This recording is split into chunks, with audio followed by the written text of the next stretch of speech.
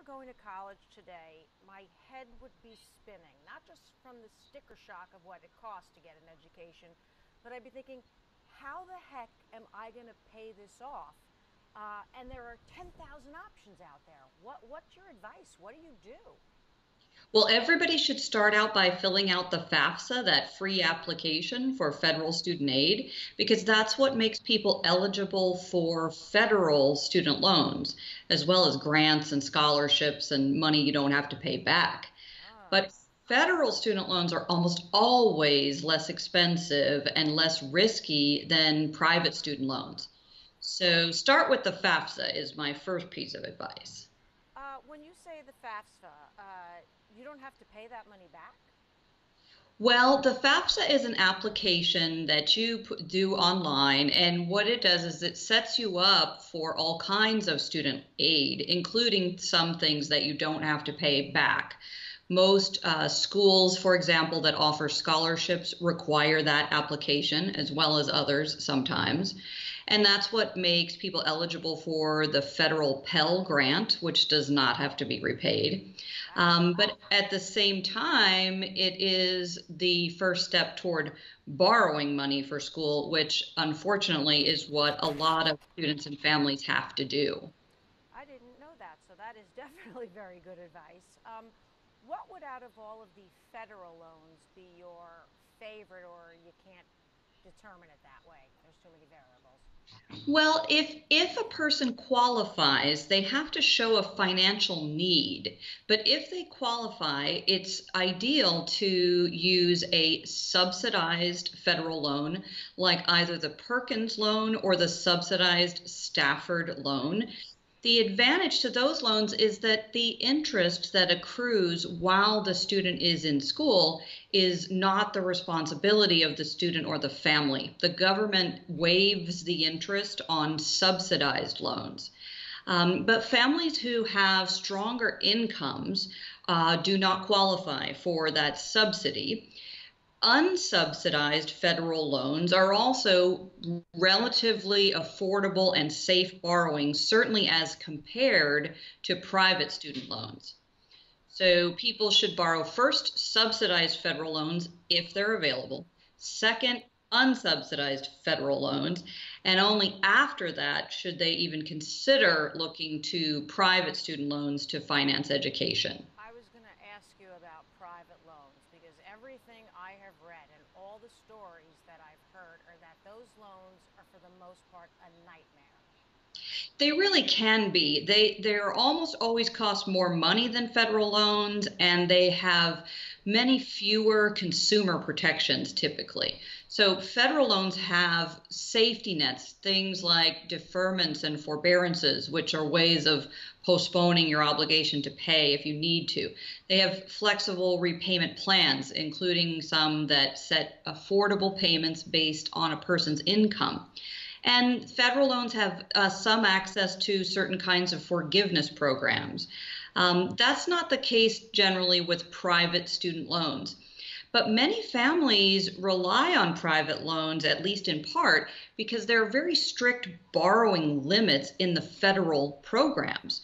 For example, a freshman undergraduate student can only borrow $5,500 from the federal government. And that doesn't go very far with the cost of tuition and fees and living expenses these days, No. and is entirely insufficient to cover the cost for many students and families.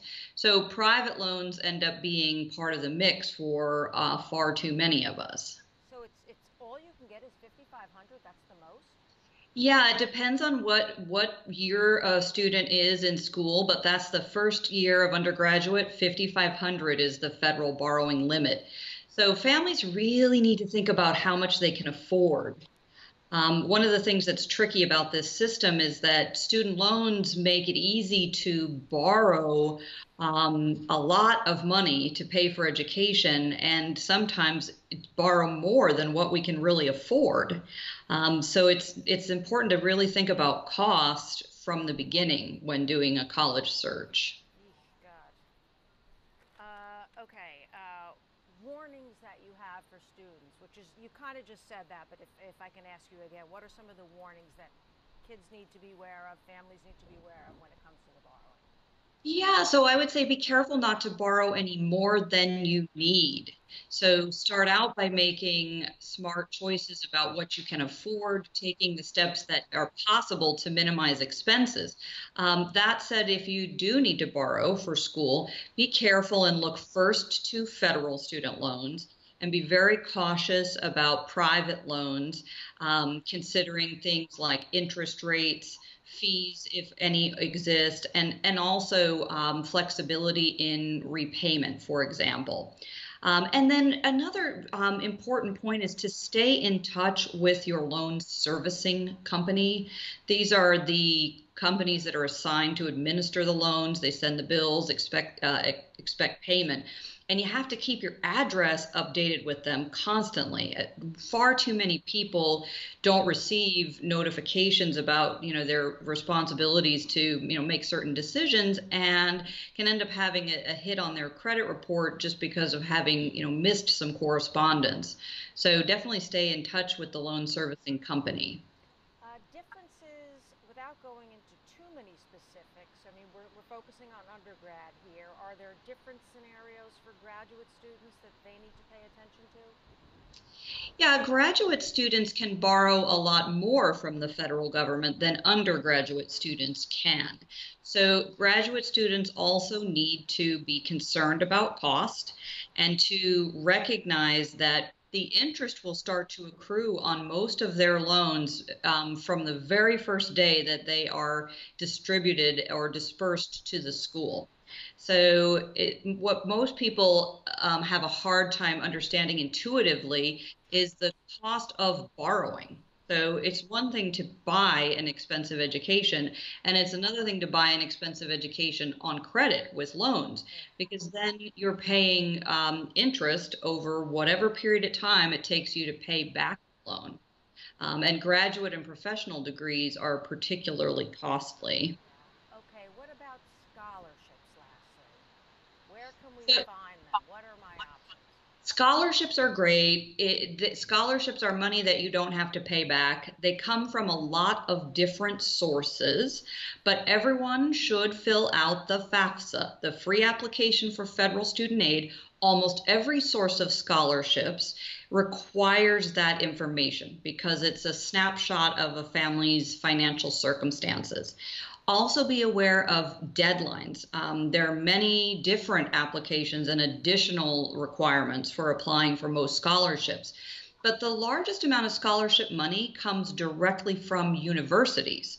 So students should be aware that getting in the FAFSA early, it's available as early as October 15th for people who are starting school the following fall. So nearly a year before you start school, you can fill out the FAFSA. And then also do research about independent scholarship programs that may be offered through nonprofit organizations like membership associations or clubs. And there are some great online tools for searching for scholarships, including the United States Department of Labor has an extensive database people can do research on. Oh, that's outstanding. I think those are all the questions that I have for you. I did grad scholarships. You told me where to find them. This is wonderful information. And how did you get involved in this field? Well, I started by borrowing a lot of money for my legal education. My sister and I are first generation college graduates, Oh, so wow.